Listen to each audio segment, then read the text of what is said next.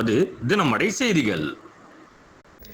இந்திய நாட்டின் 76வது குடியரசு தின விழாவை முன்னிட்டு கோவை மாநகராட்சியில் 80வது வார்டு உட்பட கெம்பட்டி காலனி மாநகராட்சி மேல்நிலைப்பள்ளி மற்றும் செல்வபுரம் ஆண்கள் பெண்கள் மேல்நிலைப் பள்ளிகளில் கோவை மாநகராட்சி பொது சுகாதார குழு தலைவர், கோவை மாநகர் மாவட்ட வர்த்தகர் அணி அமைப்பாளர் மாரிச்செல்வன் தேசிய கொடி ஏற்றி வைத்து மாணவர்களுக்கிடையே சிறப்புரையாற்றினார்.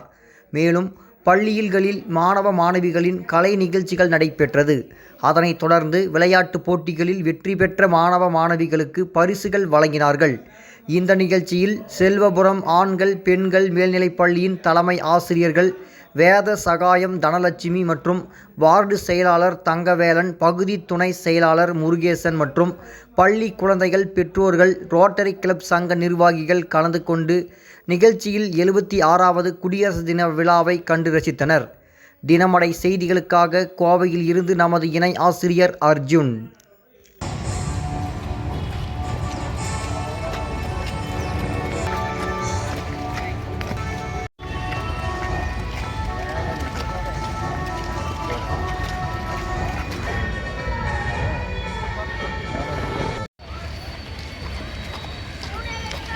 நமது தேசிய கொடியை ஏற்றி தருமாறு அன்புடன் அழைக்கிறோம், வரவேற்கிறோம். அவர்களுடன் வந்துள்ள அனைவரையும் வருக வருக வருக வருக வருக என நமது பள்ளியின் சார்பாக